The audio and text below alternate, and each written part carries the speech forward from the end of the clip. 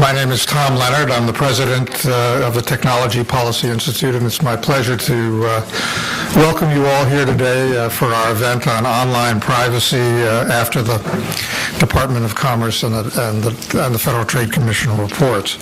Online privacy is once again emerging as one of the most important tech policy issues. The two agencies with principal responsibilities in this area, the Department of Commerce and the Federal Trade Commission, have recently released major reports that have been more than a year in the works. Legislation has already been introduced, and more is on the way. Privacy is really a critical issue for the overall health of the Internet. Individuals are justifiably concerned that their information doesn't fall into the wrong hands or otherwise get misused. But information is also necessary to attract the advertising dollars that pay for the content that consumers enjoy and have come to expect on the Internet. More privacy generally means less information available, which is going to translate into less advertising dollars and less content on the Internet. So that's the trade-off that policymakers have to address and have to make. And in fact, President Obama, in his recent executive order, stressed the need to evaluate both the benefits and the costs of regulations of this type. Unless we do that, there's really no way to know whether a particular action ultimately is going to be good for consumers or not. We are privileged today, and I'm really pleased to have as our opening speaker the Honorable Cliff Stearns, who represents the 6th District of Florida, and who is chairman of the Oversight and Investigation Subcommittee of the Energy and Commerce Committee. Mr. Stearns has been in Congress since 1989.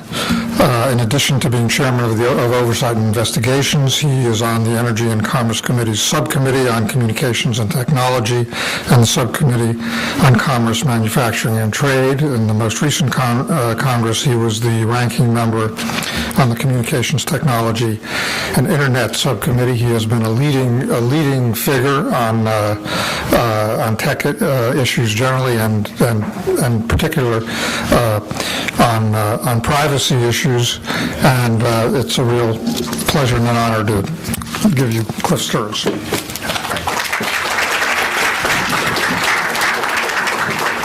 Hello, everybody, and Tom, thank you very much. I'm from a congressional district that runs from Jacksonville down to just above Orlando, and we have a lot of wonderful Indian-sounding names like Ocklawaha, Okahumpka, Micanopy, and Ocala is my hometown. And whenever I'm introduced at the local Rotary Club, I always get this short introduction. It goes something like this. Cliff Stearns was born at a very early age in a hospital to be near his mother. Cliff?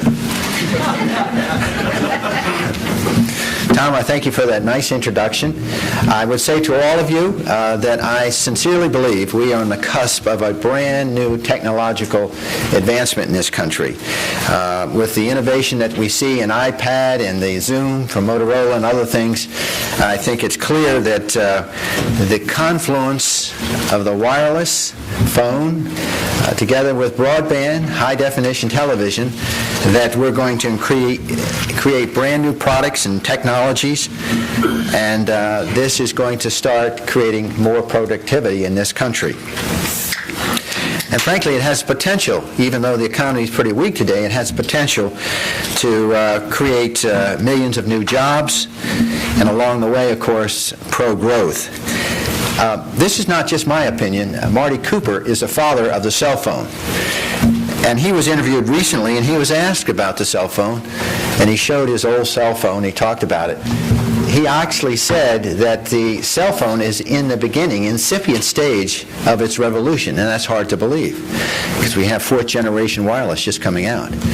But he went on to talk about this new generation of wireless phones in which he said there are going to be in every phone sensors that will allow you to monitor your health. And also they'll be used as your credit card. And for ladies, it'll be in your earring. The entire cell phone will be in your earring. And for men, it could be embedded in the earlobe, and it'll be voice activated. So he talked about the future. And I would say he's perhaps the most prominent person since he was the father of the cell phone. But I think this is dependent upon, in a larger sense, that we don't get over-regulatory in that industry. In fact, Will Rogers once said that things in our country run in spite of government, not by the aid of it. And he was not, of course, talking about the Internet, but he was talking about, I think, a fundamental fact is that the Internet has exploded without a huge amount of government regulation. It's truly a story of shall we say, innovation and explosion in creating new jobs. And it's a force, I think, for communications in this country, entertainment and commerce. And when we look at it carefully, we realize that this all was started back in 1980 by Tim Berners-Lee. He was a particle physics scientist. He was over in Geneva, and he was collecting all his notes on the computer, and he couldn't understand how to bring them all together and how to, shall we say, organize them. They were all far-flung across his computer, and he thought, well, I'll do this using hypertext at that point. Hypertext was a way to do it. And he looked at it carefully. He said, you know, I'd like all my friends to be able to get access to some of my hypertext notes. So what he did was he cobbled together a system called HTML, which I think all of us know as hypertext markup language. And then he said, well, how can my friends address this individually, my notes? And he said, well, he came together with a URL, which is a Universal Resource Locator, and bingo, on August 6, 1991, the worldwide Internet was started. And of course, that propelled us forward. I often think that what we've seen in the Internet, we have not seen in the automobile industry. We saw General Motors and Chrysler recently go bankrupt. I mean, there's no reason today, if we had allowed the innovation that we saw on the computer to somehow be part of the automobile industry, we'd be buying cars for less than $3,000, and they'd be going, have at least 200 miles per gallon. But unfortunately, that has not occurred, but thank goodness it has occurred, this innovation in the Internet industry. One thing, though, when you think about America, not many Americans realize that the intellectual property in this country is so important to be protected. In fact, it is the only area where the United States has a trade surplus. And so it's incumbent upon we as Americans to realize that we have the wherewithal to do this innovation as long as we protect it, and it's important that we do so. A good example is this, as I mentioned earlier, the iPad and the new Motorola product that is competing with the iPad. It again shows the confluence of the Internet, the TV, and a computer. And all of these will bring exciting new products, and over a period of time, we just don't know where this is going to go. So your computer becomes your TV doubles as your computer, and your wireless device also becomes your television. Your computer and your phone come together, so we'll see more and more of this convergence if we remain on the path of deregulation. However, as this occurs, obviously privacy is a big concern. And I think many of us in this room are very mindful of the right balance for online privacy. And we are in a tipping point where we have to come to grips with this information that's being collected. How to find the proper balance between protecting consumers' privacy online and encouraging innovation. And I frankly, having done this for many years, there's no easy answer, particularly when you talk to members of Congress and see the broad interest, but at the same time, their, shall we say, peculiar concern about privacy, whether it's pro-marketing or whether it's pro-consumer. One clear way Congress can promote greater use of the Internet is to assure individuals a high degree of privacy protection. That's probably the first thing to say, including transparency about what is being collected and sharing this information about them, and to give them control over that collection, the sharing and use of it. Online advertising, as all of us know, supports much of the commercial content and application and services that are available today on the Internet. It's all available without charge. And we do not want to disrupt a well-established and successful business model. Consumer online activities provide advertisers with valuable information upon which to market and sell their products and services, and that's good. Collecting this type of information for targeting advertising is very important because it allows many of the products and services to simply remain free to consumers. Without this information, websites could not survive or they have to charge. Neither result is good for the Internet or good for the customer. The bottom line is only the consumer knows what he or she feels about the information being collected and the parties doing the collecting and the purpose for which the information is collected. Congress cannot and should not make that decision for them. We need to place the control over consumer information with the actual consumer themselves. This means, of course, that companies have to be transparent as possible about what information they collect and how they will simply use it. That way, consumers will be better able to make the decisions about their privacy. This transparency should include robust disclosure and notice outside the privacy policy. Notice and disclosure needs to be clear and conspicuous so the consumer knows that immediately. Some information is being collected. First of all, he or she should know that information is being collected. Second, they should be told what information is being collected and how it's being used. And third, how to prevent this information from being collected if the consumer so desires. So by giving the consumer choice, more robust transparency by the companies, I think we can strike the proper balance here between privacy protection and strong Internet commerce. Overreaching privacy regulation, particularly in the absence of consumer harm, could have a significant negative economic impact at a time when many businesses in our economy are struggling. Oftentimes, consumers do not know what information is being collected. The very fact that someone is even paying attention to our Internet habits gives a lot of people pause. Perhaps many of you know the book by Stephen Baker, Numerati, in which mathematicians are collecting an avalanche of information about our habits on the Internet, what we buy, what we purchase, and where we go, and putting this together through algorithms to find out more about us than perhaps we would ever even know ourselves about our predictions and our predilections. So we need to examine the harm to consumers before we jump into regulation. For example, I represent the University of Florida, and I go on the Internet and I buy a bunch of electronic gadgets on the Internet. This is not a violation of my privacy if they want to advertise to me on the Gator website. They're targeting me with ads. That seems to me acceptable, and it actually helps them and it helps me. In fact, this supports our shared goals of driving Internet growth and innovation in this country. And so as a policymaker, I have some questions that have come about. How much information to collect? How much is too much? What information should be available and what information needs to be protected? How much notice or what type of notice is sufficient? And what type of consent is necessary to protect consumers from the unknown? Obviously, these are questions that I had to grapple with in developing a privacy legislation, which I have now a draft of. What I tried to do was lay out broad privacy goals and provide incentives for industry to reach them. The goal of the legislation is to empower consumers so that they can make their own privacy choices. My draft legislation requires covered entities to provide consumers in clear and easy-to-understand language what information is being collected and how the information is being used.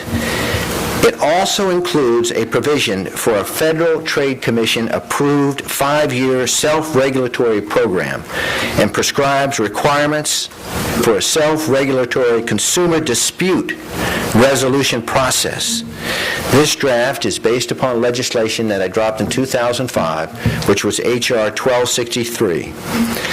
This draft, I think, takes a little bit of a different approach, but one I think balances the privacy with innovation.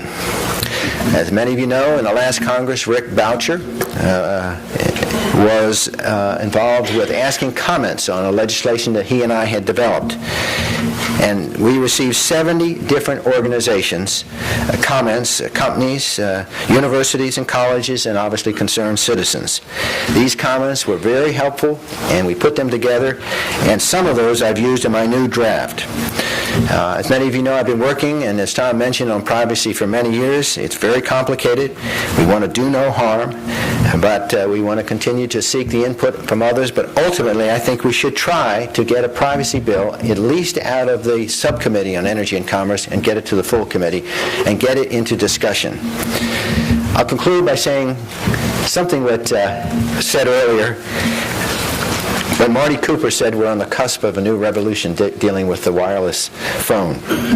This is an exciting time for all of us, and it's particularly exciting when you see these new products out and you have the enjoyment of having the use of them. So we must continue to rely on the free market, let the government step in, as Will Rogers said, and remember that this whole Internet was evolved without government. It can continue to evolve without government, but at some point there should be privacy protection for our many, many citizens who even today do not realize how much information is being collected about them and how it's being used. So I want to thank you for this opportunity to speak, and I always like to close. May the good Lord take a liking to you, but not too soon.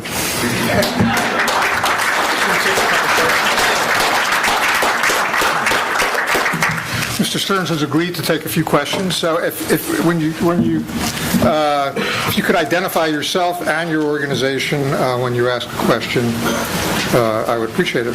Yes, ma'am. Lynn Stanton, Telecommunications Report. Wait, also wait for the microphone. This is being recorded by C-SPAN. So. Lynn Stanton, Telecommunications Reports. Could you expand a little bit on the 5-year FTC program? Would it have enforcement power, or? It's going to have, it will have enforcement power, but the idea is to get it started is to somehow indicate to the public that these are the goals and it's going to be self-regulatory with prescribed requirements as sort of a broad, shall we say, fenced in to allow this thing to move forward. I think many of us would like to see the Federal Trade Commission come up with a good housekeeping seal of approval so that companies in this country could abide by the Federal Trade Commission's regulations and then would receive this good housekeeping seal, and they could use that. And that would go a long way to giving assurance and confidence to the consumer that he or she wouldn't have to read all that fine print. And so that's some of the ideas. Yes, in fact. Hi, Chris Calabrese, ACLU. You had mentioned it's important that consumers know or decide how much is too much in terms of information collection. So would that include some kind of access requirement so consumers could have a sense about how much information is being collected about them? I think in the bill the idea is to give the consumers that choice. I think in America we all have credit reports. We all have access to these credit reports. We can't tell them to stop collecting the information, and we might not be able to tell businesses they can't stop collecting. But certainly we should be able to see that information much like you get your credit report.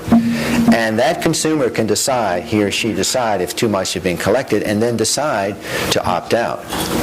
So I think the consensus I feel from talking to the people is if you rely on the consumer to make this choice, that would be the best model.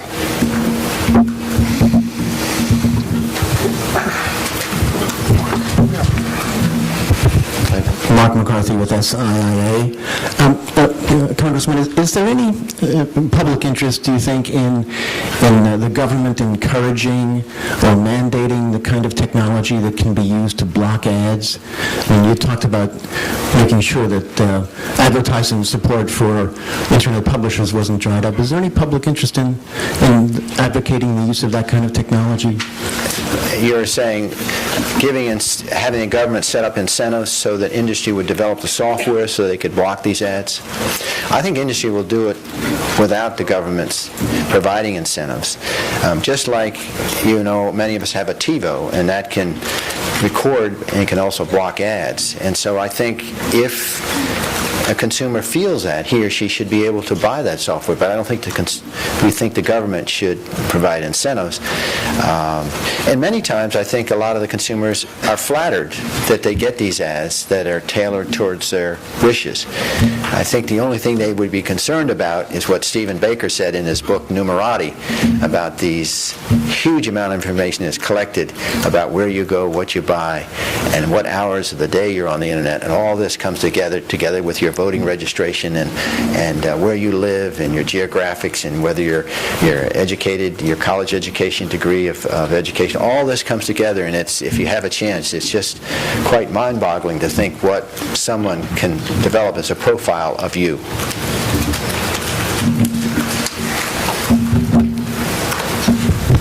Hi, Matthew Snyder with TechNet.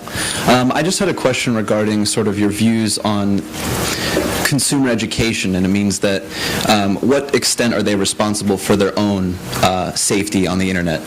It is just sort of a free-for-all when anybody can go in and do whatever they, search here, search there. At what point is somebody responsible for their own information? I think that's a good question because people that go on the internet are young children, and people that go on the internet are senior citizens and have really no, shall we say, any prior experience with the internet. They're just doing it to keep an email with their grandchildren or something like that, and they're going about it without understanding that a lot of this is being tracked. And so I think education is extremely important if we're going to have a consumer that is knowledgeable and we depend upon he or she to make the right decision. Otherwise, there's people that will take advantage. Towards that end, the aspect of reciprocity between countries where there's fraud that is on the internet in which the consumer is not aware. We need to have reciprocity with countries where that occurs. So I think education is a big part of that, and I think that's where the government could step in and provide this education. And that's why I consider this Federal Trade Commission good housekeeping seal of approval would give them a certain feeling that they're dealing with a reputable firm. We have one more question. We have time for one more.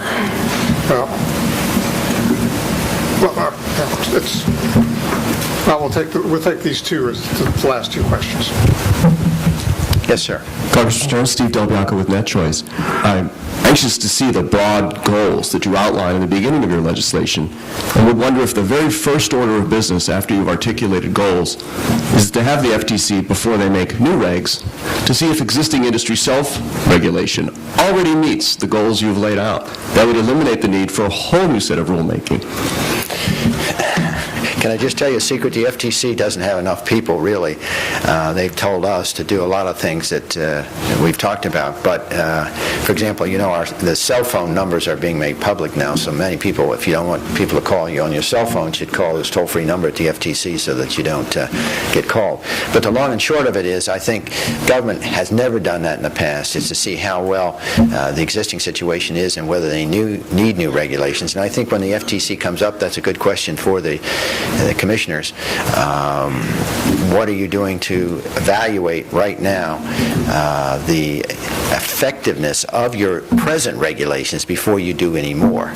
That's a good challenge for the FCC, too, who obviously took the internet and net neutrality in their opinion, and they made it part of Title I, with the courts really saying they had no jurisdiction to do that, and so Congress on the House side is trying to fight them regulating the internet when there's really no need at this point to do it. Hello, Ann Waldo from the firm of Whitty, Lecce & Waldo. Nice to see you again, Congressman, and thank you for your leadership on this issue. As you know, the healthcare industry has invested vast fortunes in complying with HIPAA and now high-tech over the last almost decade, and I wondered if your bill will have an explicit carve-out for entities and activities that are regulated by HIPAA. Yeah, things that are part of the Graham-Wiley bill, we're going to make sure that we're not duplicating that, too, because because that personal identifiable information dealing with finance and health has already been stipulated, and so we're just trying to deal a little bit more on the consumer going on the internet and realizing that he or she is going to be tracked and information collected, and we just want them to have some experience of what website they're dealing with. Yeah. Thank you so much. Thank you. I appreciate it. All right, thanks. Okay, good.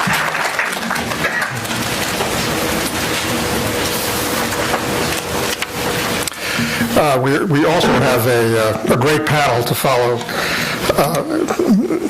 on that great speech, and we have each of them will speak for 8 to 10 minutes or so. We have Adam someplace out there that's going to remind them when their time is close to running out. Our first speaker is Bill Kovacic, who is a commissioner at the Federal Trade Commission. Even though he's at the Federal Trade Commission, probably for this audience doesn't need to be told that the FTC report was an FTC staff report, and so Bill did not necessarily endorse that. He actually wrote a concurring opinion, which raised a lot of very interesting and important questions. Bill has also served as he's been a commissioner since 2006, and he was chairman from March 2008 to March 2009. He's also served as general counsel of the FTC. Prior to that, he was on the law school faculty at several places, and most recently George Washington University. So it's a pleasure to welcome Bill. Thanks, Tom, for the opportunity to participate in the discussion. I'm going to do two things this afternoon. First, to give you a summary of the principal observations of the FTC staff report, and then to identify 3 issues that I think are valuable to consider in thinking about the way ahead for policy. The FTC staff report has 5 basic ingredients that I would highlight. One is a proposal that firms protect what the report calls privacy by design, and that means to take account in the full cycle of a product or service privacy considerations and means to ensure that privacy concerns are taken into account, not to retrofit existing products or systems at a later point, but to think about these considerations from the beginning. Second, the report suggests giving consumers greater choice concerning the collection and use of data beyond what might be considered commonly accepted or commonly understood practices. And it is in this connection that the Commission staff has suggested consideration of a do-not-track mechanism that would limit the capacity of specific information services companies to follow them about in cyberspace as they visit different sites and to collect data about their visits. Third, the report suggests greater transparency, in many ways echoing themes that Congressman Stearns just mentioned. In particular, clearer notices about the manner in which data is being collected and used. The fourth element is to provide greater access by consumers to data that is collected for them, and to calibrate the amount of access according to the sensitivity of the data that's been collected. And last, to encourage all participants in the information services sector, trade associations, academics, and others to engage in greater efforts to provide public education about what, to educate more carefully about the manner in which data is collected, how data is used, to provide a fuller explanation of how the full life cycle of data collection and use takes place. Let me identify what I think are 3 important issues associated with the consideration of these proposals or others. First, who's going to do this? what public policy instrumentality will be responsible. The FTC report is very light-handed on the question of the future design of regulatory oversight. The Department of Commerce report, much more informative and useful in raising these issues.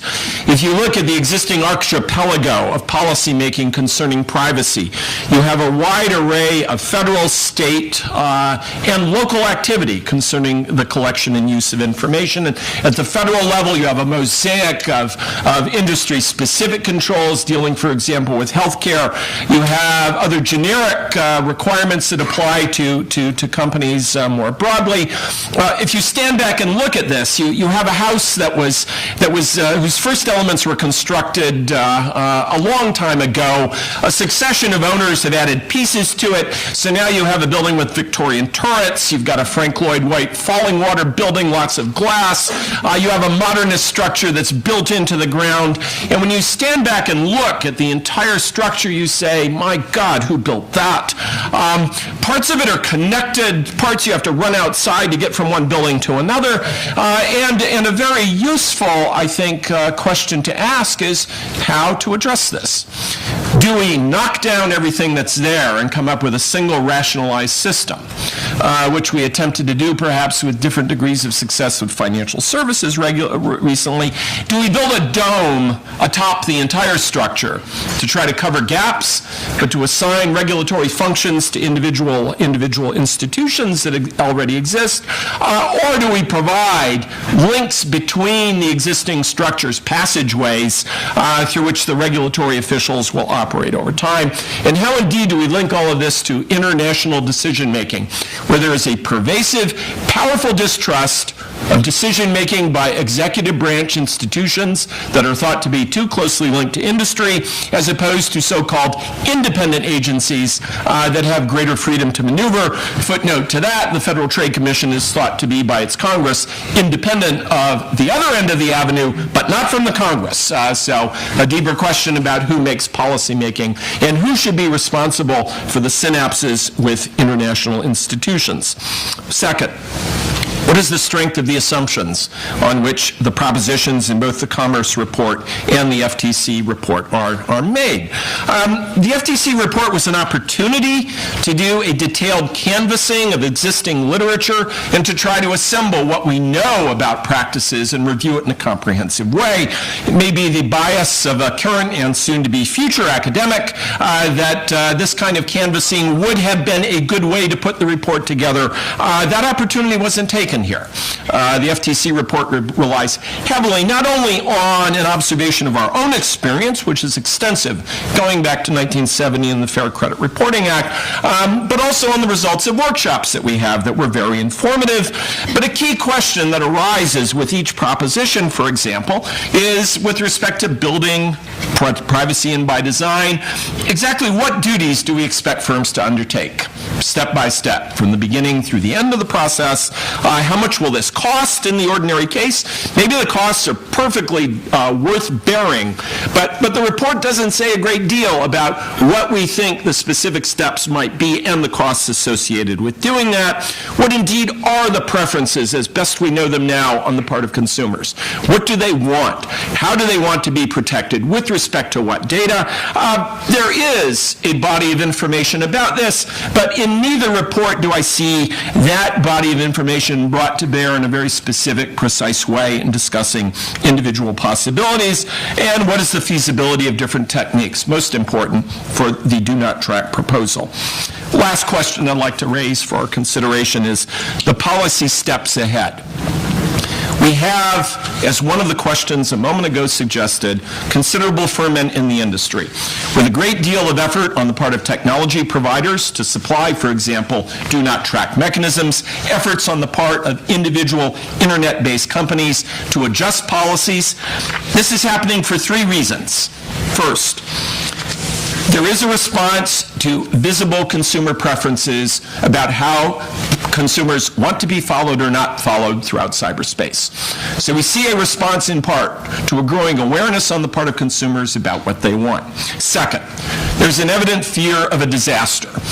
If you have an Exxon Valdez-like event or a Hindenburg, you will have a regulatory response with a vengeance that can't possibly be described. And I think within the industry, the awareness of how a calamitous failure could affect policymaking go ahead has been a major inspiration to adjust and rethink protections in particular. But last, there's the shadow, the possibility seen one way, or in many industry observers' views, the threat of intervention on the part of the FTC or by the Congress in the form of legislation. All three of those things have aspired adjustments. And the adjustments are taking place relatively quickly. Not a week goes by where we don't read of some significant step with potentially promising consequences being taken. So how should policymakers go ahead? One approach would be light-handed mandatory requirements, but a period of time in which you saw how this process of industry-inspired development would take place, the self-regulation in question. And here's the dilemma. If you're a firm contemplating changes, do you believe the promises of the regulators or others that if you do X, we will be satisfied with X? First, how do you define X? Or is X something like what you see in academia, a revise and resubmit process in which you never ultimately satisfy the referees? They come back and want more. You never come up with what they want, with the consequence that the desired destination turns out to be a mirage. And you crawl through the desert of effort and you don't have a blue pool of water. You simply have another sand dune to go through. But we notice that the desire to make changes unquestionably has been inspired in part by the possibility of greater, stronger compulsory regulatory oversight. So a difficult question is should we have a period now where we see how those industry-based adjustments are turning out? What should be the form of compulsory intervention to either press those kinds of developments ahead or to assess what actual steps have been taken and the quality of those. Notice that many of the discussions in both the Commerce Report, the FTC report, and even in the discussions of legislation are very fuzzy on the precise mix of compulsion, voluntary industry action that should be used to go forward. That deserves a more specific and complete discussion as well. Thanks, Tom. Thank you, Bill.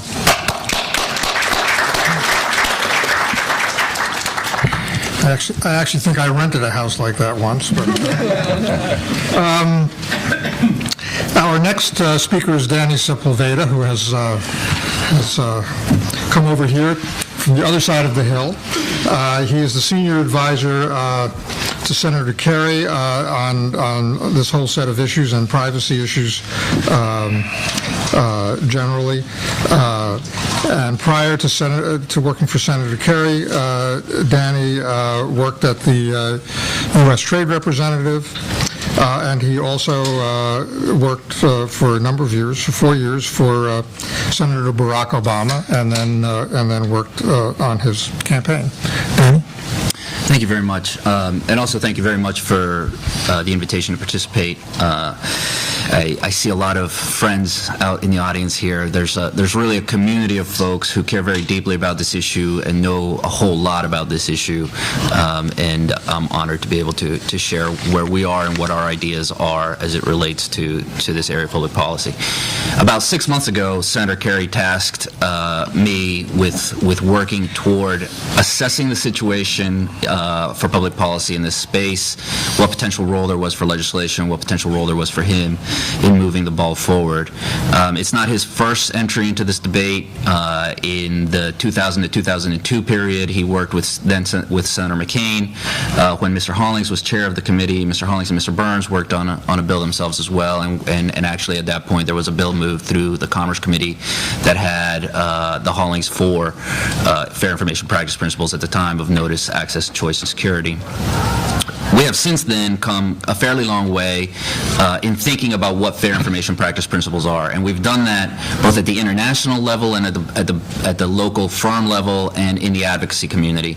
And so what we've spent the last 6 months doing is talking to everybody in that space, and there's a fairly wide spectrum of opinion about, in the first instance, what fair information practices are specifically, as opposed to broadly, how you implement them, how you provide for compliance with them. And people are it's a very passionate grouping of advocates and experts on it. I think in the first instance, what you learn from the FTC and the Department of Commerce reports is that there are still a whole lot of questions. So what's fair to say is that both the FTC and the Department of Commerce conclude in their reports at the staff level that self-regulation to date has been inadequate. And the question then becomes, inadequate to what? And I think the answer is inadequate to implement fair information practice principles across all collectors of personally identifiable information.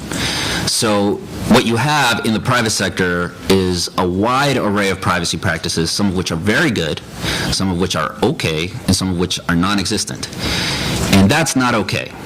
At the end of the day, if entities are going to engage in the collection of Americans' personally identifiable information, then we have to have a common set of baseline standards for how that information is treated. That is what Senator Kerry believes. I believe it is what the end result message of both the FTC and Department of Commerce reports conclude, but that where that leaves us is not at the end of a conversation, but at the beginning of a new one, which the Commissioner has spoken to eloquently about a significant number of questions that remain outstanding. We need to have a serious discussion about the costs and benefits of any action that the government takes, the costs and benefits of implementation and enforcement of those actions, and we intend to do that. There will be a process by which the FTC and the Department of Commerce have taken significant comment on their proposals. We had a hearing in the Commerce Committee last year on the subject. We will be again having another Commerce Committee hearing on the subject in the relatively near future. Senator Pryor has expressed an interest in do-not-track mechanisms. Senator Kerry's interest is broader on the fair information practice principles and how we codify them, how we encourage widespread adherence to them, and do so in a way that doesn't discourage innovation.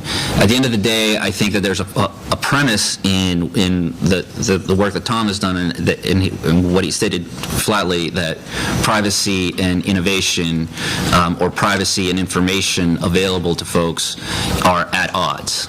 And I think that we would respectfully disagree with that. At the end of the day, we've seen firms increase their privacy protections dramatically. Some of the most commonly known firms in this space, and also increase both their innovation and the information that they use and the services that they provide to folks dramatically as well. There hasn't been an inverse relationship in that process, but there can be, and I think that leads really well into Professor Tucker's work, who has looked at the European model and determined that, and she'll speak to it, the cost that's imposed on the advertising industry in that space. And I think that the Department of Commerce acknowledges that the European model is insufficiently flexible and too onerous, or more onerous than is necessary to ensure compliance with fair information practice principles, and that if we can put together a system by which you have the proper incentives for safe harbor programs that can differ from safe harbor program to safe harbor program in specifics, but be relatively equal in outcomes that the FTC can certify for, we can give people a greater degree of confidence about the fact that their information will be treated fairly. And ultimately, the key word in fair information practice principles is fair. And we want, and Americans want, we know this through extensive polling, that Americans want their information treated in a manner consistent with fair information practice principles. So with that, I'm going to turn it to Professor Tucker. Okay. Thank you, Danny.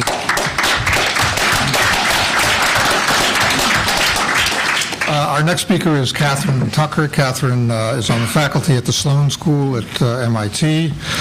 She has been doing some really interesting and I think very important empirical work on issues related to privacy, which is even more important because there's so little of it being done elsewhere. And she has a PhD in economics from Stanford and an undergraduate degree from Oxford. Catherine?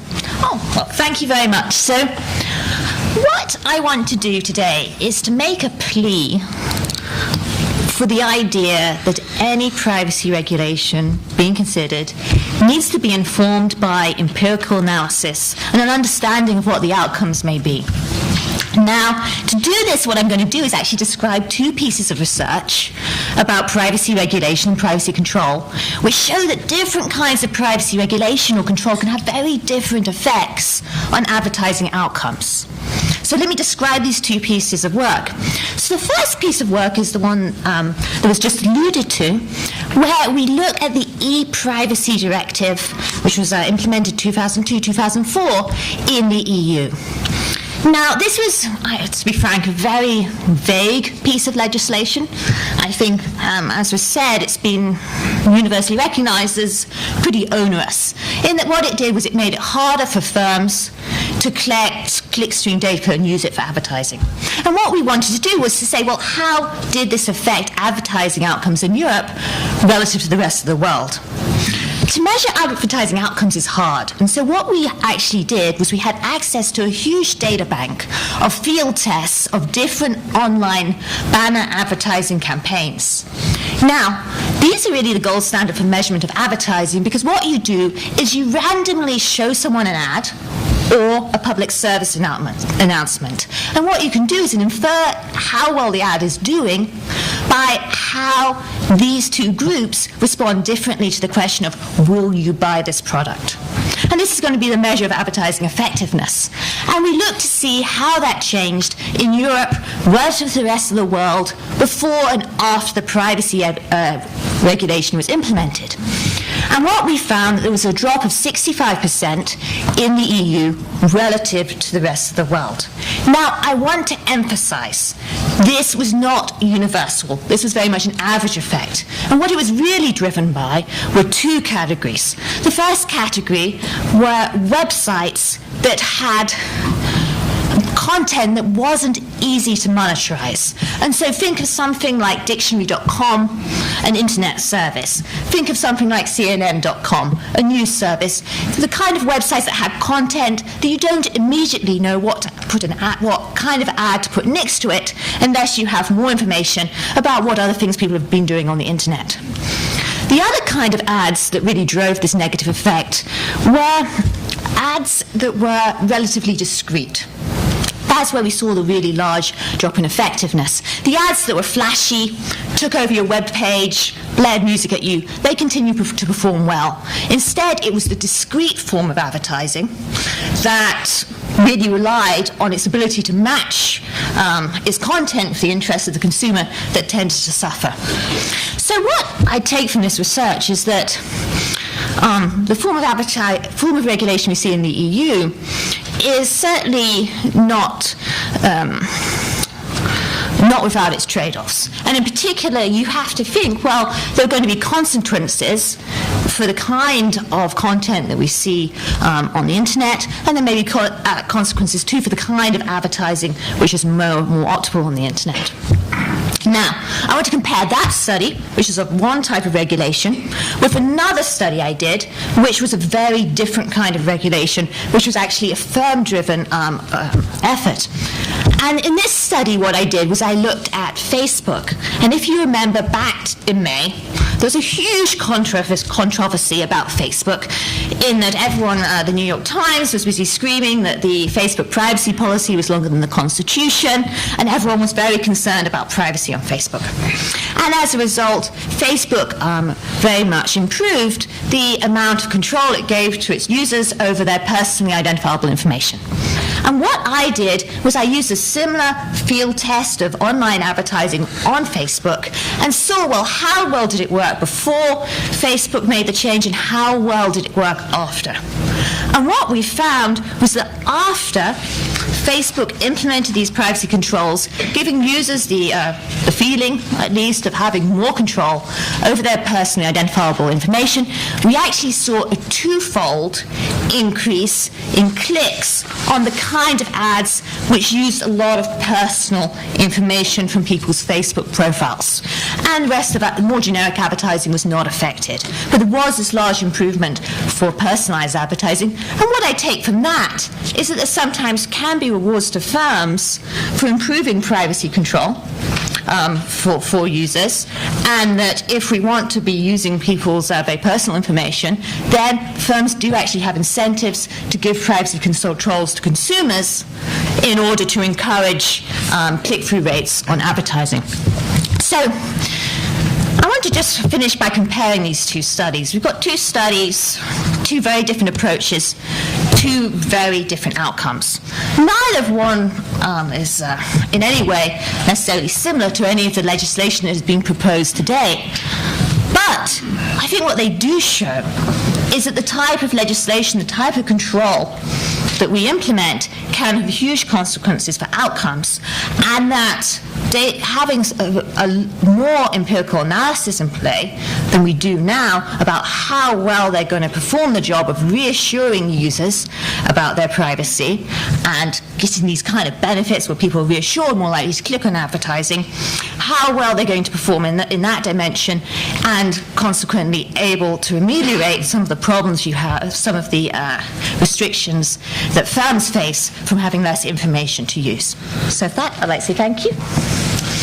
Thank you, Catherine.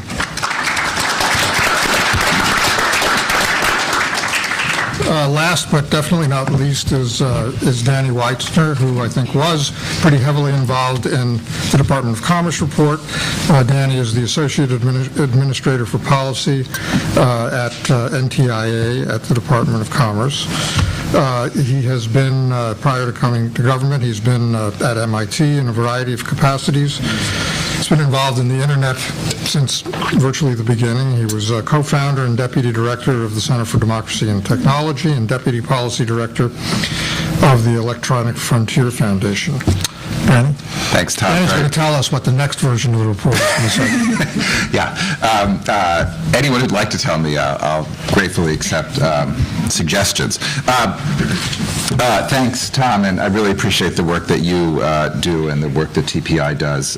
It does add very valuably to the debate, and my thanks to Catherine. It really is great to have data, and contrary to some of the concerns expressed about the lack of data, I would say that in government organizations, we don't necessarily have the ability to do a lot of data collection and analysis ourselves, but we do depend on the work of academics, including Catherine's, which I'm pretty sure is cited carefully in our green paper. So there's no question that going forward we need more of this kind of research in order to guide policy making, not to mention to guide the practices of companies and of consumer advocates.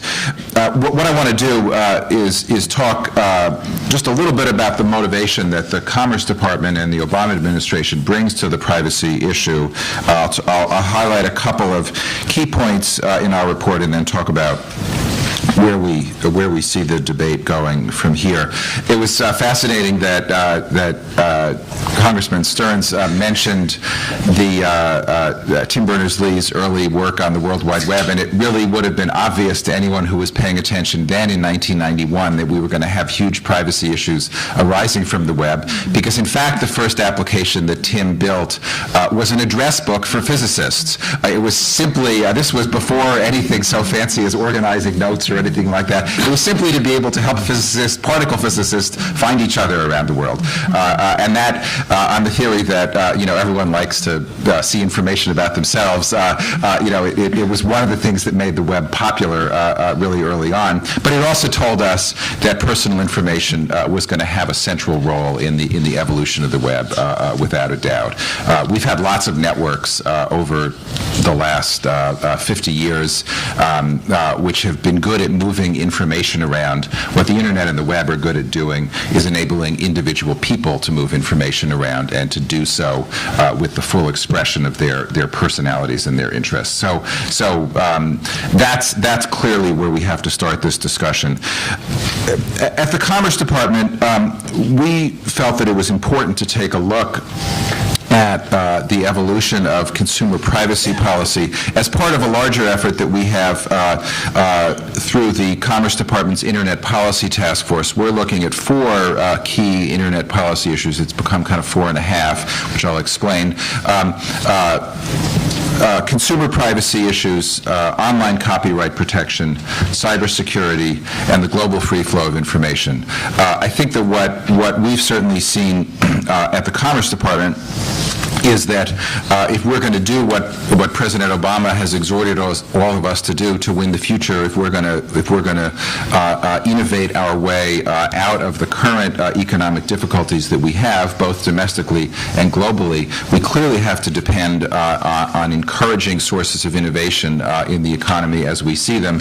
What we know just from recent Commerce Department figures on economic growth and job creation is that just in the last quarter of 2010, we saw online retail and catalog sales growing at about 3 times the rate of retail sales overall. Over a longer period of time, we've seen IT job growth, again, just one kind of little indicator of the overall IT sector, the overall Internet economy, growing at about 4 times the rate of job creation overall. So we know this is the sector that is critical in the evolution of our economy.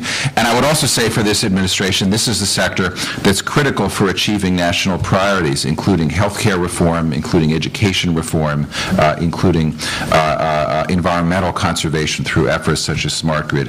Every single one of those initiatives depends critically on the use of personal information, and therefore depends critically on consumers, citizens feeling a sense of trust in how that information is going to be collected, and most importantly, how it's going to be used. I think that the challenge that we took for ourselves when we started this work is really reflected in the title. It's a challenge to find the right forward-looking balance, as Commissioner Kovacic said, between privacy and innovation. We really see no evidence that there's a zero-sum trade-off between those two goals. There certainly is a version of privacy. There's a definition of privacy that says privacy is about nothing more than collecting less information. And if you believe that, there probably is a zero-sum trade-off between innovation and personal information. But we think that privacy has a far broader definition, a far broader set of interests implicated than just the simplistic question of how much information is collected about an individual. And I think Catherine's work really illustrates that in many ways. So to just highlight a couple of the recommendations in our report, I'd start with the first one, that we've called for the creation of a privacy bill of rights that individual citizens can rely on. And what we mean by that is that individuals who use the Internet in a commercial context ought to be able to understand that they have some basic interests that are protected, that their information will be handled according to a basic set of principles that are well understood, both in the U.S. and around the world. Those are the fair information practice principles. Frankly, we decided that Privacy Bill of Rights was a more understandable concept than fair information practice principles, which many people in this room can really love, but frankly, it falls flat. And I think that that's important. As Danny noted very well, there's a long-established, very distinguished, very thoughtful community of privacy professionals, which is growing in many ways, which is, I think, all to the good. But at the same time, I think we see a real need to move the privacy discussion from what has been a very technical and somewhat geeky sort of view to one that we have to recognize really affects individual citizens in their daily lives over and over and over again. Many of the perspectives of privacy that we have are perspectives that arose when personal information was held off in some big database in some distant place beyond the ability for people to exercise control. I think we all recognize that we're in a very different kind of environment. But we do believe it's important to start with a reaffirmation of these basic fair information practice principles. And I want to attach 2 caveats to that because they're important.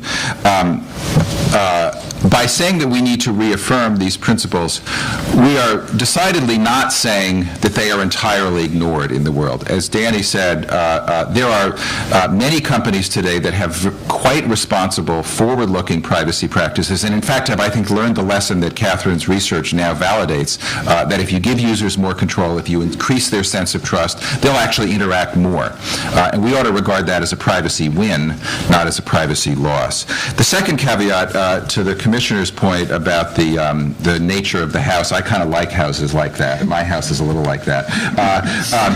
But the house we have built indeed is quite complex. And I think that complexity has value, actually. I think that our report takes the attitude that the sectoral model that the U.S. has developed over time, over the last 40 years,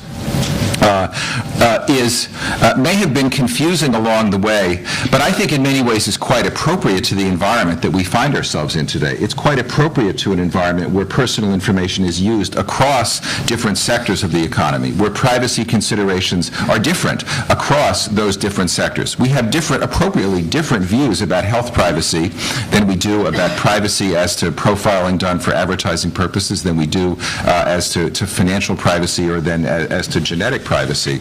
And I think that it's a strength, not a weakness, of the U.S. privacy system that we're able to address each of these issues individually. There's no doubt that we received a number of comments, particularly from small businesses, that complexity can be confusing, and I think we need to work towards greater coherence in our approach, but I think that we take the view that we ought to be embracing the sectoral approach and strengthening it. Second point, we've tried to answer the question in this report, if we seek a commitment to these fair information practice principles, to this Privacy Bill of Rights, how will we implement that commitment? Should we take an approach, a somewhat traditional regulatory approach that says, give a broad set of rulemaking authority to the Federal Trade Commission and have you guys go figure it out? Our view, with all respect, is that there may be difficulties with that approach. That in fact the approach that the FTC has pursued for the last 15 years, an approach that's based on the development largely in the private sector of enforceable codes of conduct, which can then be enforced by the Federal Trade Commission, has great strength. The strength of that approach is that it provides flexibility for evolving business models. We also think it provides flexibility to address new privacy concerns to the benefit of consumer interests as they come up. Our work is influenced in many ways by looking empirically at the history of this last 15 years and trying to understand what has worked and what has not. What we found has worked is that this overall model makes a lot of sense. What we have found is lacking is a broad commitment to the implementation of this model. We have a number of companies that are very much engaged with the development of these enforceable codes of conduct. We have a number of companies that are not. And the key question that we seek to answer is how do we get the rest of the private sector that is growing and using personal information in more and more ways into this process. I want to make one final point because and I'll just say that I think that the development of a safe harbor model, as Danny suggests, is certainly a key strategy that we're interested in seeing. We've asked for further comment on just how that kind of safe harbor strategy might work. There are a lot of detailed questions. Part of what we'll be doing as we move from this green paper to a white paper is to try to become more definitive about the answers to some of those questions.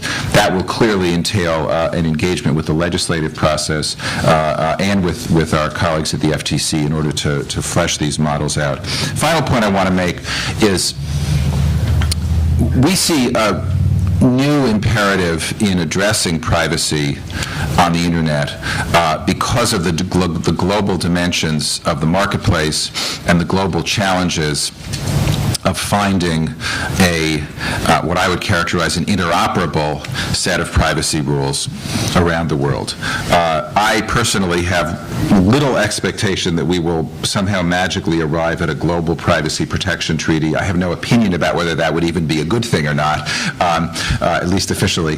But what I think is clear is that we have, I think, a quite valuable process going on around the world. We have, as many of you know, in Europe, a real engagement on the question of how the European Data Protection Directive should be evolved. We have in the U.S. a very robust discussion about how to approach these privacy issues. And in a number of multilateral fora, the OECD, APEC, other places, we have similar conversations going on.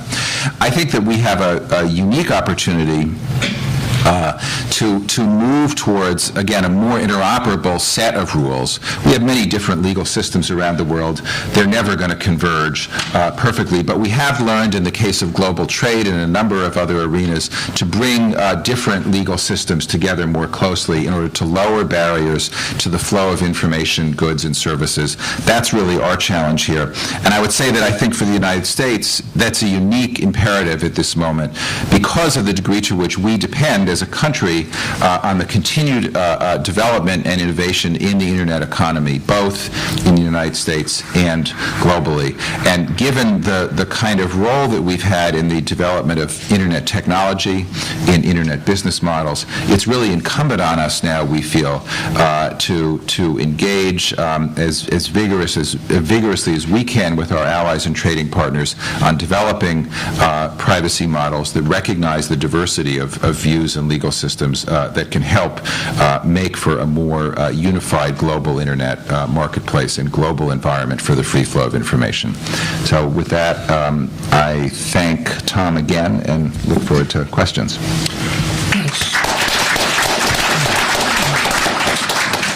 Well, let me first ask the panel, before going to the audience, the panel, if they would like to comment on anything else that anybody else has said. Could I come in on Danny's last observation? I also see a great deal of benefit in decentralized experimentation, be it among states, different federal institutions. But I would identify one thing that I think is a minimum condition for that to be effective, and Danny used the word, and that's interoperability, which I think is far from ideal today. That is, you have a variety of different systems that don't speak well to each other. I think the Commerce Report took a useful step in trying to address what the policymaking framework might look like, but I think now you have a number of different systems, in effect, different communication systems that don't speak well to each other, and that's a big impediment to getting effective cooperation internationally. On many of the key data protection issues that we face today, those are cross-border issues, and a critical difficulty that foreign authorities face in looking at our system is, who do we talk to? Is it the local police department that in some sense is involved with identity theft?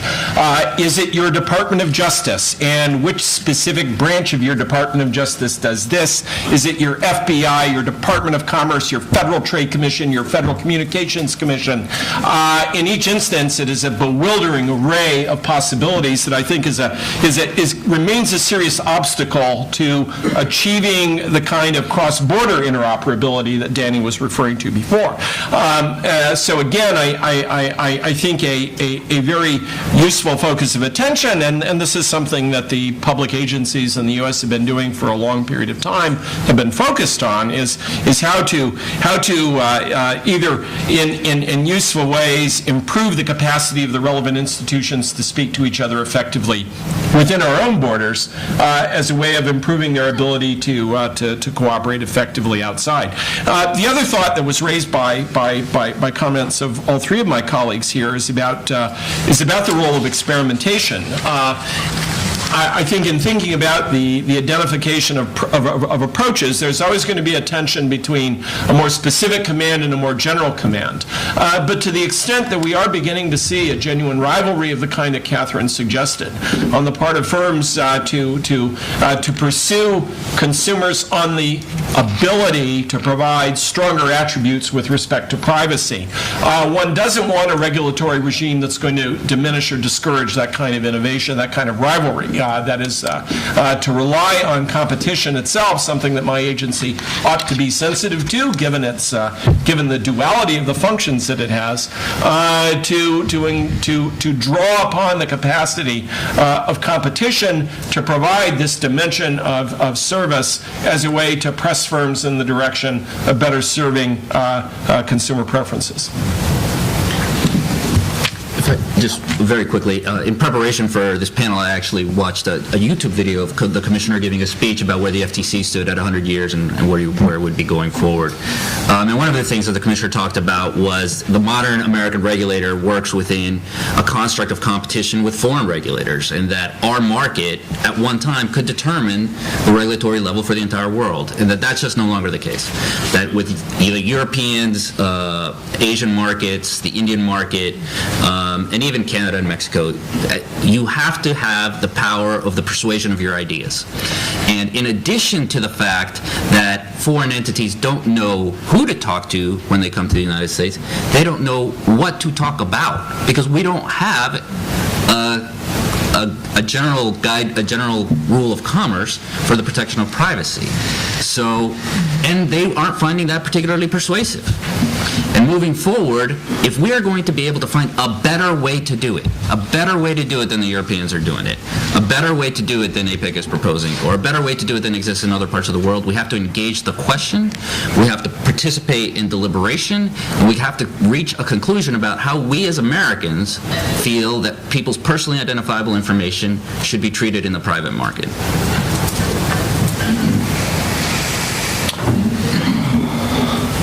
Let me open it up for questions now. And please, again, identify yourself and your affiliation. Hi, my name is Amr Zumkwala. I'm an independent software developer. I have a question for Professor Teller. Do you believe that consumers' rights are harmed if websites treated consumers who utilize do not track technology differently?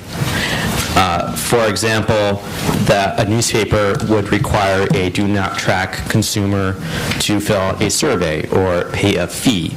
Does that type of distinguished treatment from consumers who do not use do not track, does that harm consumer rights? And is this part of the debate?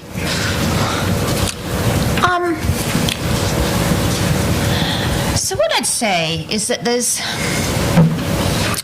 seems to have been from what I've read so far, there's been very little thought given to how the internet will necessarily evolve for these consumers who decide to opt out. And one thing that I found in my research, which I find suggestive, is that it's not necessarily the case they're going to be doing surveys, or even though we're going to have paywalls, but that it's more likely that the kind of advertising that they will be exposed to will be by necessity more obtrusive, in the sense that it will take over more of the website and have to engage them more in other dimensions because it can't match their interests. So I think that may happen.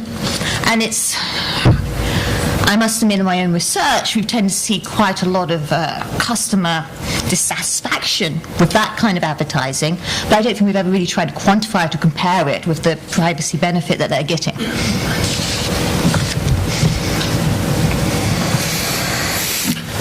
Steve.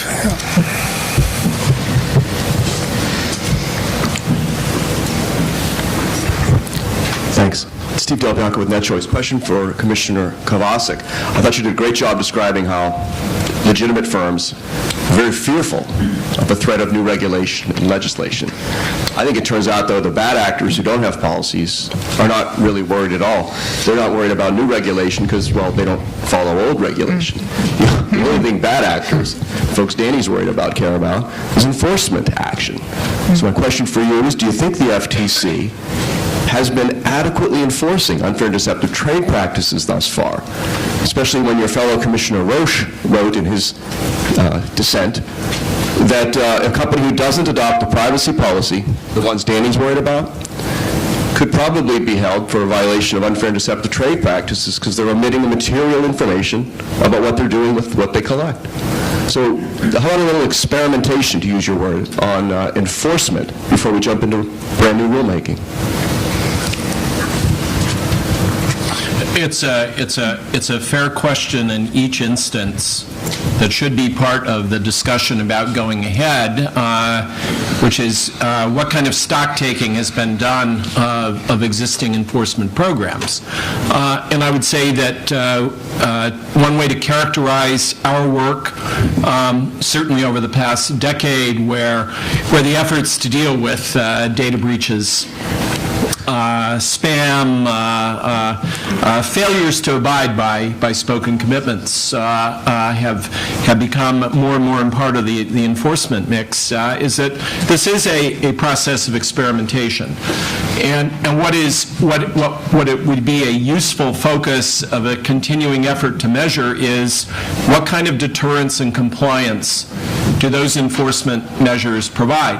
My intuition, though I couldn't prove it to you in a rigorous way, is that for what we would call legitimate firms, it has an impact, and I should define what I mean by that.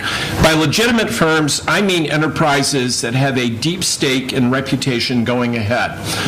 Firms that invest in a brand in the expectation that individual consumers will return to that brand because it has built into it positive attributes that include respect for the individual, proper treatment of their information, in the way that you might expect in an older low-tech world that individual merchants would treat their customers who walked in the door.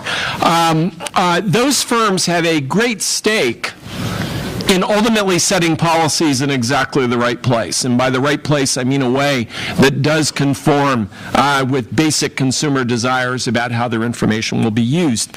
There is a separate set of characters who I will call illegitimate firms who don't care about reputation, who have no reputation. Indeed, the reputation in their own community that they might like is one for being truly mischievous and venal. How a system of consumer protection deals with those actors is a key matter.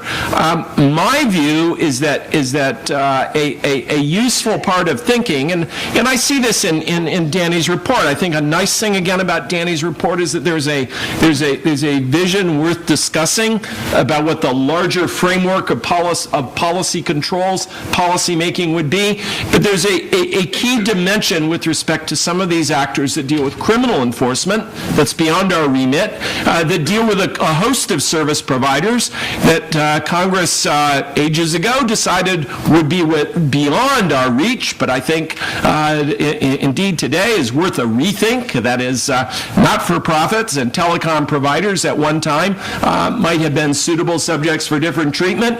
I don't think 95 years later in our experience they are, but a larger question about those who engage in serious misconduct of the kind that you referred to is what kinds of strategies are effective in dealing with them. And in many instances, given their demonstrable commitment to serious misconduct, the only way to deal effectively with them here and abroad is to take their freedom away. And that engages us, a civil enforcement institution, in a much more difficult and deeper process of collaboration with our counterparts who have that kind of power. And you don't go wrong in public administration by overestimating the difficulty of building those synapses and making them work effectively. But that's the kind of investment that has to be made, I think, to deal with this dimension of the problem. Because legitimate firms, and I've defined what I mean by those,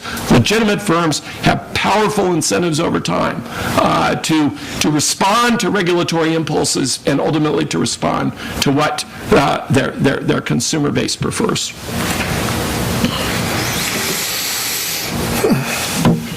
Well, I have a question. I'm going to kind of return to this issue of trade-offs and the kind of I guess it's kind of a question. And I mean, there is a view that has been expressed, I think, here on the panel and obviously elsewhere, that there really is no trade-off. That you can get benefits at no or really minimal cost. Now, if that's the case, it's all a no-brainer, and I don't know why we've been talking about it for 10 years and been struggling to come up with a policy, because, all benefits, no costs, that's not hard. Catherine's work on the Facebook, his Facebook thing, that's not really, that's a private business, that's a business decision, and it worked out well for Facebook. It's not, there are very few examples, that I can't think of any offhand, of regulatory regimes that are all benefits and no costs.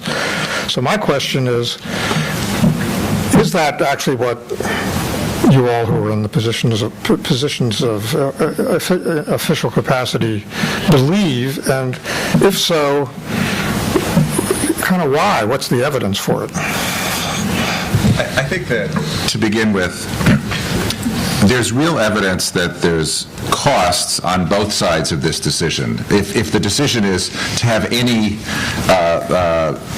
new legal authority here or not, we learned from large firms and small firms alike that there are costs to doing nothing here.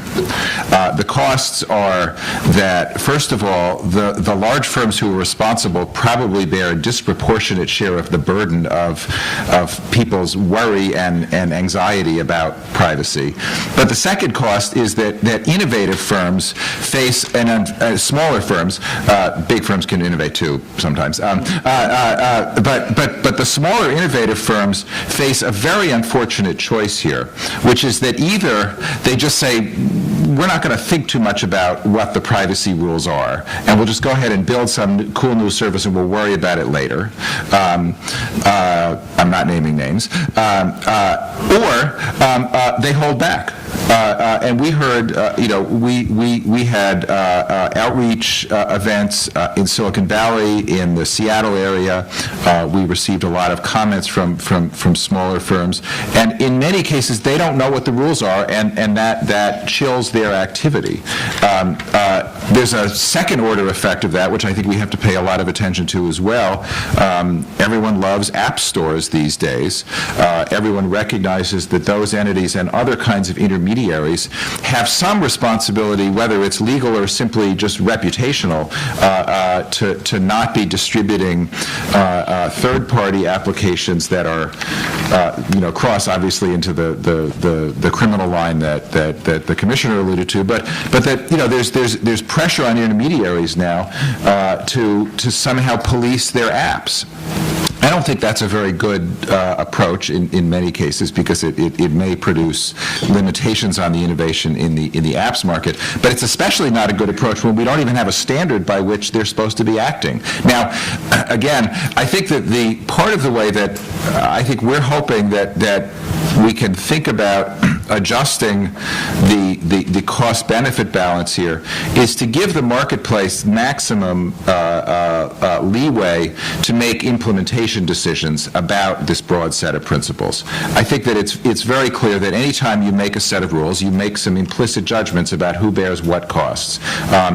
We want those rules to be as flexible as possible and evolvable as possible, so that they can adjust to changing business circumstances. But I don't think we should feel that there's a simple equation here that says if there's less regulation, there's less cost, and if there's more regulation, there's more cost. Did Catherine, did you have? Yeah. So the way I view it is that, I think you said it, there's inescapably a trade-off if we just think of privacy, regulation versus information. I don't see how we cannot argue that there is a cost there. There's a trade-off. But I think the big question, which I was trying to bring up, is that there's some sense in which we can ameliorate this trade-off if we give consumers the idea and communicate to them the idea that their privacy is protected, and that therefore they should trust advertising more. Now, the question is how can we accomplish this, and how large can this beneficial effect be relative to the inherent trade-off between information and privacy? And I would observe, right, that in the EU, which we studied, there's presumably this idea that we are going to increase consumers' trust and feelings of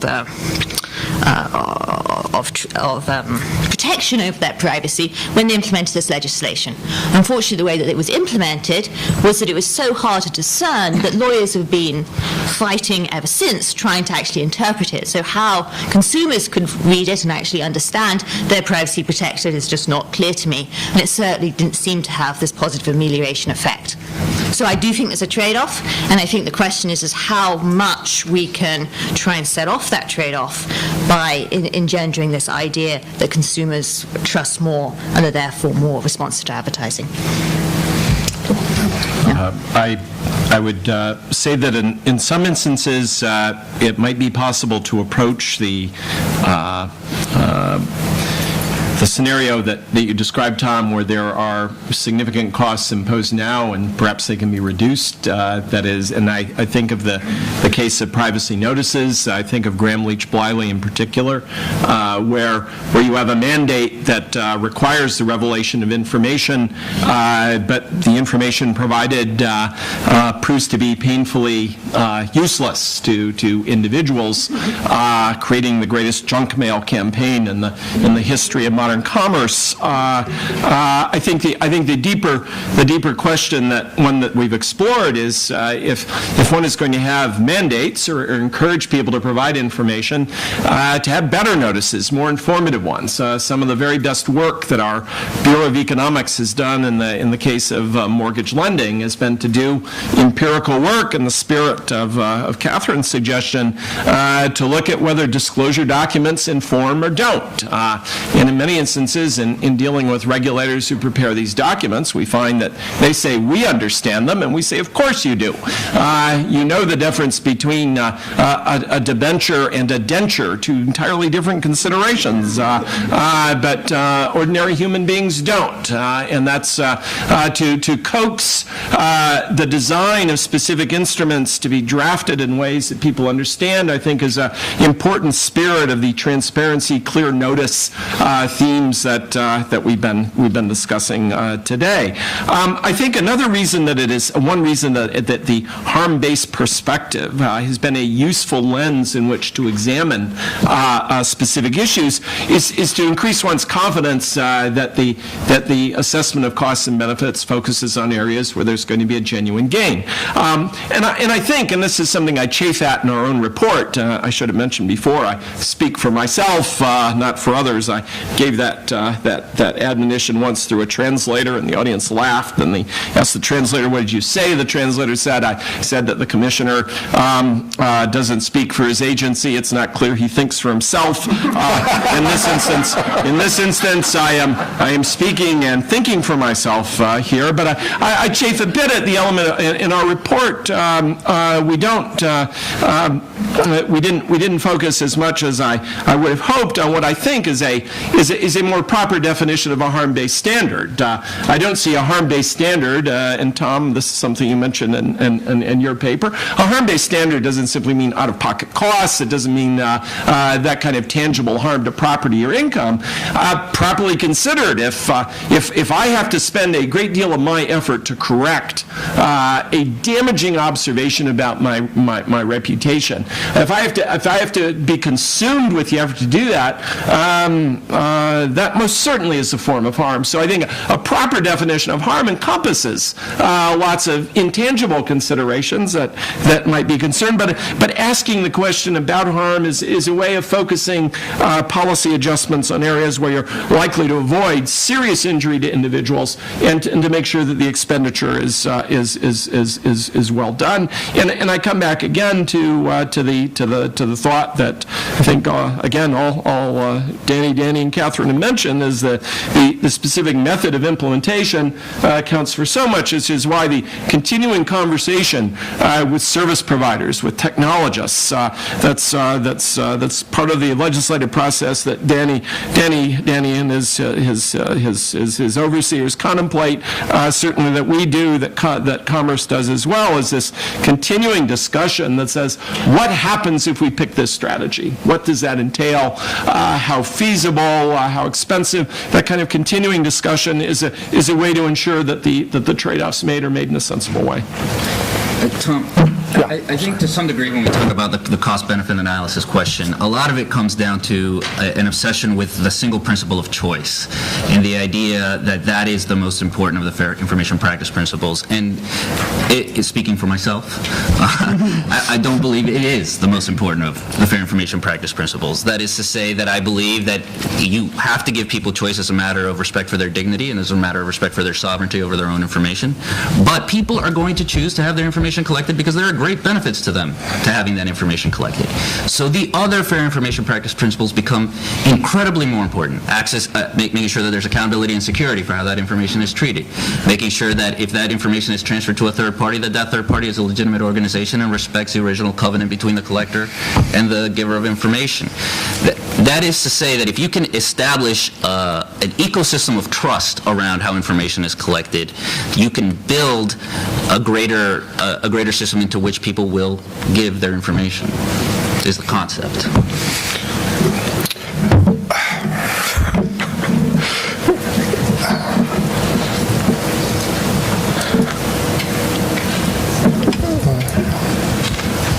Lynn Stanton, Telecommunications Reports. I guess I wanted to pose a question from the other side of an assumption that we hear a lot, which is that if there's restrictions on how much information can be collected, that all of a sudden consumers will have to pay for all of the information they get on the Internet, which seems to me counterintuitive. Before they had the ability to track that closely, there was free information on the Internet. Before there was the Internet, there was free information on broadcast television. There was heavily subsidized, advertising subsidized information available from newspapers. Newspapers didn't disappear when free information became available through broadcast sources. So why do we assume that free information will disappear on the Internet if people do end up choosing not to have their information collected? I would actually like to really quickly respond to that. I think that that is an exaggerated claim that is opposing both law and regulation. And if you look at both the FTC and the Department of Commerce report, they both allow for first-party targeted advertising. A significant portion of advertising on the Internet that enables the free delivery of services is contextual in it, and nothing in any of these reports deals with contextual advertising. So I think that if you take a look at both the FTC and the Department of Commerce documents, neither are radical. They are simply looking at what would be the ability to take essentially best practices in the market today and spread them across collectors of information. Make sure that they become a baseline rule. And that should continue to allow the innovation that we've seen to date. Can I say something radical? When we talk about privacy in the commercial context, we are talking about more than just advertising. And I think that people get on the Internet, people use web services for all different kinds of reasons. I think the asymmetry to some extent to this discussion, or to the broader privacy debate, is that you have significant parts of the advertising industry that spends a significant amount of effort trying to develop responsible practices. I didn't say they all do, but there's a real effort there. You have lots of other kinds of collection of use of personal information that don't get quite the same degree of attention and don't have quite the same degree of responsible practices. So we ought not to reduce this whole to debate to the question of whether we're going to be able to continue to have a revenue stream for free content on the web. I think that's a very important marketplace, without a doubt. I think it is part of the way that we fund the flow of news and information in this country now, and it always has been in all the media that you talked about. They're almost all advertising-driven media, whether or not they involve this level of profiling or not. They tended to involve about as much profiling as was possible given the technology of the time, and that's not a bad thing. But we're really talking about more here than than just who gets what share of advertising dollars or attention. I would guess, Lynn, that the question isn't so much disappear as to change, and change in what ways. One question that has been posed at times, but I don't know if it's been measured, is if you're asked, do you want your information to be shared or not, how does one take account of the degree to which the sharing of your information and pooling it with others can feed back to you something that is something you might desire? That is your data combined with someone else's might provide something that you will ultimately find to be useful. How to define that as an option that someone might consider in deciding whether I want some of it or none of it. Maureen?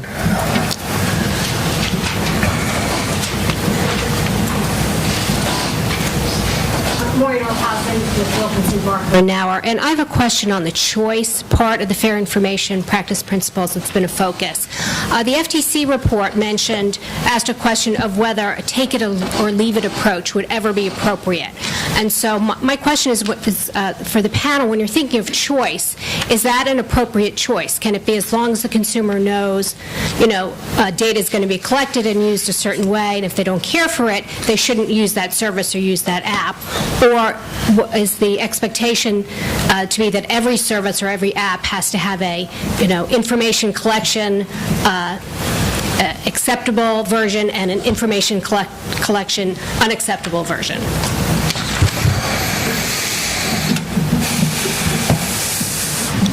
I will take a swing at the pitch. There's a large debate in a variety of different settings about an equivalent question, which is whether form contracts, standard contracts, that basically say take my terms or don't take my terms are oppressive or acceptable. And I think a theme that appears in that literature, and it's closely related to this process of rivalry that we've been talking about, is that if you stimulate a strong process of rivalry through which legitimate firms are saying, here's my package of attributes, firms do have an incentive to differentiate among themselves what that package of attributes is. That is, my take it or leave it package has features A, B, and C. Someone else steps forward and says, mine has D, E, and F. I have M, Z, and Q features. And ultimately, in part, you're relying on the role of intermediaries who assist you in identifying what this package of attributes is. That is, for example, observers of different types who'd say, I'm going to rate websites according to what that series of attributes is. I'm going to evaluate a service provider and say, I'm going to give you the 10 best privacy policies that are out there, or the 10 best collection of attributes that are out there, so that you have some idea of what that bundle is. If you've got if you have the combination of the following circumstances, robust competition to draw you in according to the quality of the experience you offer, plus a way in which different providers can signal what that package is, perhaps supplemented by intermediaries, third parties who say, I've looked at them all, here's what you get with this package, here's what you get with this package. You can have a process of rivalry education that enables people to pick a bundle of attributes that is offered as take it or leave it. But in deciding to take it or leave it, they can say, I'm willing to leave it because somebody else has something I'm willing to take. Yeah, just to pick up from that, I mean, my one concern from what you're saying is that you keep on emphasizing the need for having strong competition. And my concern is that the kind of policies you're describing could actually just lead to entrenchment of existing internet firms. Because we can imagine, right, that we're thinking, well, should I take it or leave it with Google? Well, honestly, I'm probably, whatever Google offers me, I'm probably going to take it because I need them. However, I'll be a lot more uncertain, maybe less likely to experiment for a potential upstart rival to Google. And so I worry that this could actually ultimately be anti-competitive in that it may benefit incumbent firms more in a world of internet service firms where network effects are so important in terms of growing firms over time. Do you think that's true, Catherine, if the upstart comes in and says, I've seen their menu and I do a lot better? That is, here are my product qualities, and you can buy them from entrenched major incumbent, hypothetically speaking, big significant incumbent, entrenched, hypothetical dominant firm doing that. I am an entrant who's going to demonstrate that I can do better than that. I give you a better experience. Yeah. So that's the kind of interaction I'm So I think thinking of. that's hopeful. I mean, my concern is that if you think about how these firms tend to operate, they rely on network effects, that is acquiring a lot of people initially, in order to get their service to work. And so they're not really, Google at the beginning couldn't really offer as much as it does now because it just didn't have enough people. And with that, without being able to build your user base in that way, that's my concern. That they're not going to be able to say up front, we have so much, because they don't have so much at the beginning. I have in mind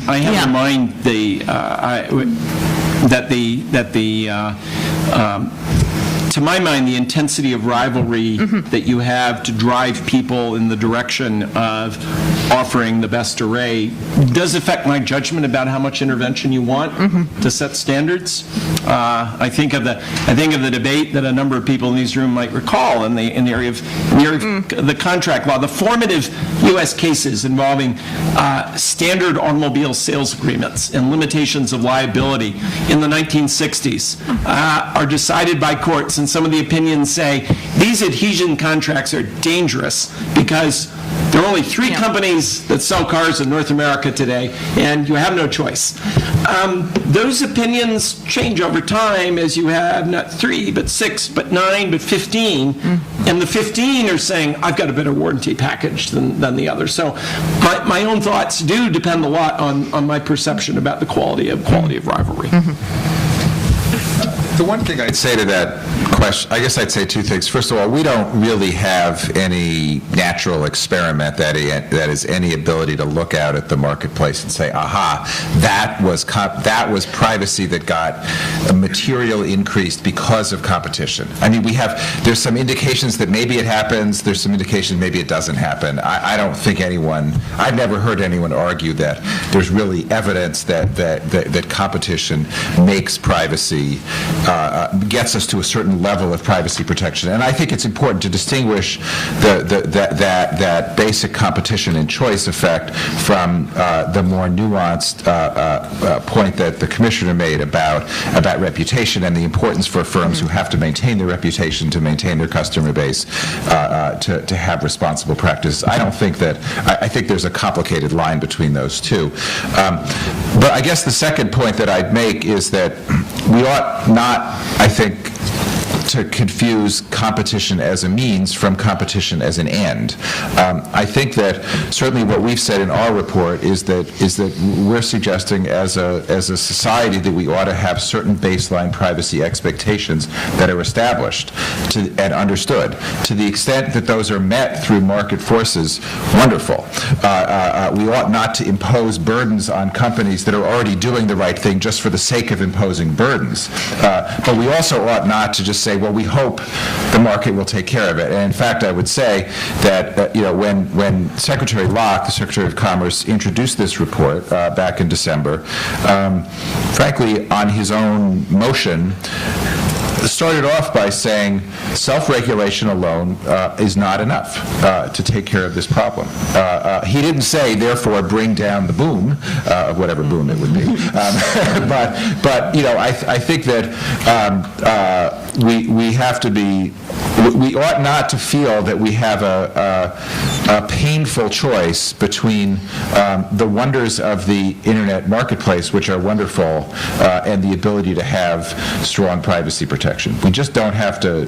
We don't have to get into this binary choice. I don't think. No, I wouldn't. And I don't think you were suggesting that. I wouldn't pose the choice. Tom might have been suggesting that. Choice that. No, even Tom. I'm just the moderator here.